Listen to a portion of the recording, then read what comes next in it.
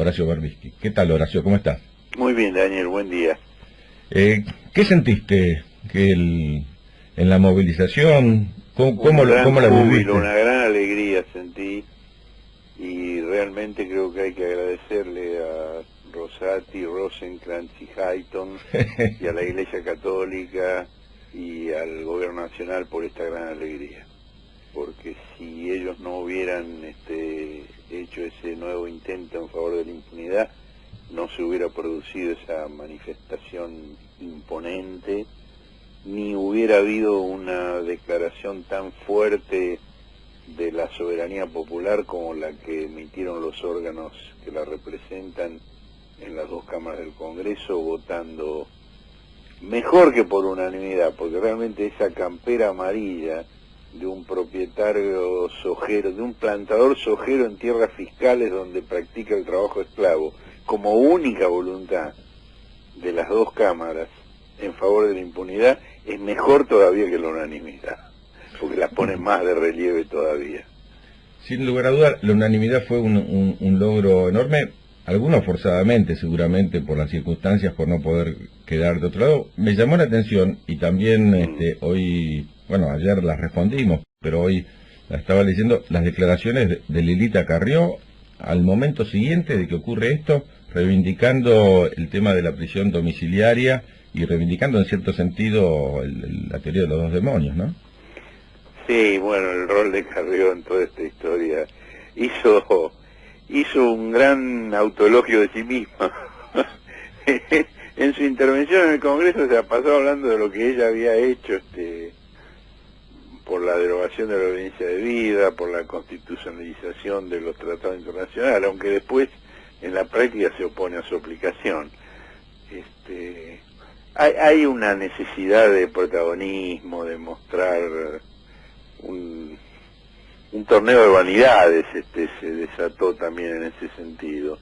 Ahora, a mí lo que me parece más significativo es el pragmatismo del gobierno. Es decir, la derecha argentina nunca se había manifestado tan pragmática como ahora. Es el pragmatismo de los hombres de negocios, por cierto, porque este es un gobierno que no tiene ideologías sin intereses, tiene negocios. Las ideologías, los principios, los valores se acomodan cada vez a las conveniencias de cada momento. Ellos especularon con que este fallo iba a contribuir a fidelizar el voto militar, que Rosendo Fraga cuantifica en 1 millón de personas, incluyendo las familias, y cuando percibieron la reacción, el tsunami que se venía de reacción ante el fallo, calcularon que aun si lograran fidelizar el 100% del voto militar, ese 1 millón de personas no compensaba todo lo que iban a perder por otro lado, y por otra parte, aún modificando la posición respecto del 2-1, un porcentaje importante del voto militar de todos modos no tiene alternativa. Igual no va a votar otra cosa que la Alianza Cambiemos. De modo que, en definitiva, si ellos tenían asegurado el 85% del voto militar, fueron por el 15% restante, es decir, 150.000 votos, y se encontraron con que perdían mucho más lo que podían ganar. Y entonces, con absoluto pragmatismo, borraron con el codo lo que habían escrito con la mano y empezaron a cuestionar el fallo que habían impulsado, porque está claro que este fallo fue impulsado por el gobierno y por la Iglesia Católica. Yo publiqué el 26 de marzo, en el diario, página 12, la noticia de que el 20 de marzo, en la ciudad de Washington, a la tarde, el secretario de Derechos Humanos y Pluralismo Cultural, Claudio Abruj, y el abogado Ciro de Martini, asesor del ministro de Justicia Garabano, le plantearon al presidente de la Comisión Interamericana de Derechos Humanos y a su director ejecutivo, que son el jurista peruano Francisco Iguren y el jurista brasileño Paulo Abrao, que durante la visita que la comisión va a realizar a la Argentina la semana próxima, recibieran a las asociaciones de familiares de los militares detenidos por crímenes de lesa humanidad y al nuncio apostólico para que abogaran en favor de la situación de los militares. Es decir, es muy claro, y bueno, y el episcopado católico comenzó ese disparatado servicio de reconciliación simultáneamente con el fallo de la Corte. Es toda una operación combinada. Y yo recuerdo que esas combinaciones entre decisiones judiciales y actuaciones episcopales no es novedosa. Ya en el año 2000 coincidió la decisión de la Cámara Nacional de Casación Penal de condicionar los juicios por la verdad con un fallo que no redactaron sus jueces sino Ricardo Gilavedra, que era el ministro de Justicia, con el jubileo del año 2000 que organizó el episcopado católico, en el cual en ese momento Jorge Bergoglio era vicepresidente, en el cual se invitó a participar al jefe del ejército y a ninguna víctima del terrorismo de Estado. Es decir, esta es una combinación habitual entre la justicia y la Iglesia Católica en favor de la impunidad. Esto no es novedoso. Estamos hablando con Horacio Berbisky, presidente del CES, periodista Daniel Míguez. Te saludo, Horacio. ¿Qué tal? ¿Cómo te va? Muy bien. A partir de el fallo de la decisión del Congreso de abolir el 2x1 o limitarlo de alguna manera, ¿pensás que la Corte puede dar marcha atrás? ¿Hay forma jurídica de que esta misma Corte, estos mismos integrantes, revean su fallo anterior? Bueno, digamos, desde un punto de vista teórico, hay dos posibilidades. Una posibilidad es que declaren inconstitucional la ley sancionada por el Congreso e insistan en que se aplica el 2x1 a los crímenes de lesa humanidad. La otra posibilidad es que digan, ante la aclaración que realizó el Congreso, en los expedientes que tenemos en consideración, se rechaza la solicitud de aplicación del 2x1 como ley penal más benigna que reclaman fulano, mengano, sutano y perengano. Estas son teóricamente las dos posibilidades. Perdón, ¿y el caso que ya se resolvió, Horacio? Políticamente, pero déjame terminar esto, sí. Políticamente hay una sola posibilidad. Políticamente la única posibilidad es que reconozcan la nueva ley y rechacen la aplicación del 2x1, lo cual para la mayoría de la Corte no implicaría, digamos, reconocer un error, porque dirían, bueno, si fue necesario sancionar la ley es justamente porque había un blanco que nos obligaba a actuar de esa manera. Ahora que hay ley, actuamos de otra manera. Ese sería el razonamiento. Yo creo que es falaz el razonamiento. Yo creo que no necesitaban de ninguna manera la nueva ley para saber que ese beneficio era inaplicable, por dos razones. Una razón de fondo de derecho internacional humanitario es que está dicho que los crímenes de lesa humanidad requieren un castigo proporcional que no puede ser irrisorio. Otra razón legal, y es que en el momento en que rigió el 2x1, no había ningún criminal de lesa humanidad privado de su libertad al cual pudiera aplicarse esa legislación. Y además había una ley sancionada en 2015, que está mencionada en el artículo 1 de la sancionada este miércoles, que decía claramente que los crímenes contra la humanidad no podían ser beneficiados por amnistías ni conmutaciones de pena. De modo que había motivos de sobra para que no se aplicara, pero, digamos, la sanción de la ley les da nuevos argumentos como para salvar la cara y decir, bueno, no teníamos ley, ahora tenemos ley, la vamos a aplicar, que creo que es lo que va a ocurrir.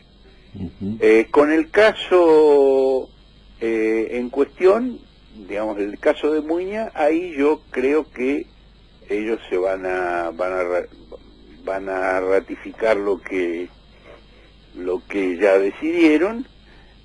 Además es un hombre que ya estaba en libertad, pero Muña podría volver a ser detenido porque en el juicio Posadas 1 él fue condenado por privación ilegal de libertad y tormentos y torturas, pero ahora está acusado por homicidio, porque de las 5 personas a las que él privó de la libertad, 3 la recuperaron y 2 aparecieron muertos. Y el Ministerio Público presentó hace pocos días a la Cámara de Casación un recurso por el cual pide el cambio de la calificación y piden que Muña sea procesado en el juicio Posadas 2 por el homicidio de Jacobo Chester y de Jorge Reutemann, que son 2 de las 5 personas a las cuales se le había privado de la libertad. De modo que en el fallo que ya dieron probablemente ratifiquen lo que plantearon, pero Muña va a volver a la cárcel por homicidio. Horacio, ¿cuál fue la posición del CELS en su momento cuando se plantearon los pliegos en el Senado de los 2 jueces para la Corte?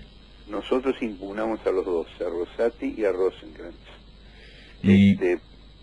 Perdón, sí. No, te quiero preguntar, ¿vos pensás que ya en el momento en que el gobierno intentó primero por decreto, lo cual ya muestra cuál era la intención, y luego a partir de la elevación de los pliegos, esto era parte del acuerdo? Porque también me gustaría escuchar tu opinión respecto de la actuación de estos 2 jueces y la actuación de Hayton del Nolasco, que claramente había tenido una posición diametralmente opuesta en otros casos.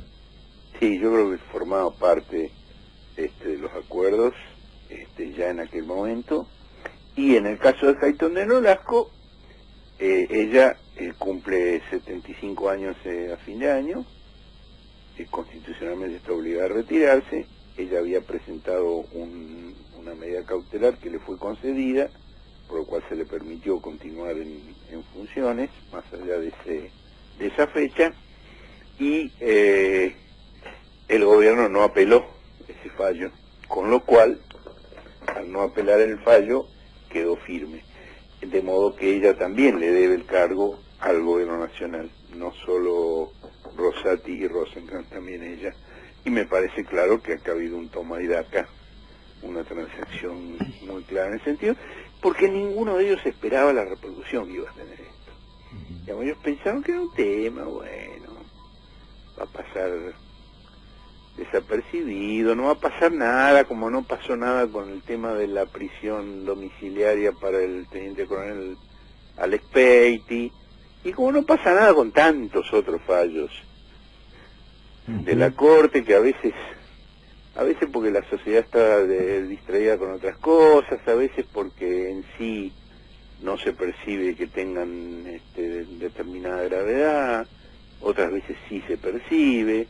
Digamos, es muy aleatorio por qué un fallo tiene repercusión y otro no. Pero ellos evidentemente contaban con que no la iba a tener. Y se encontraron con un tsunami. Y empezaron desesperadamente a tratar de modificar lo que habían decidido. Ahora, Macri se fue ayer a Dubái, después sigue a China y a Japón. Y es muy interesante porque en la comitiva se llevó a Gerardo Morales, al gobernador de Jujuy.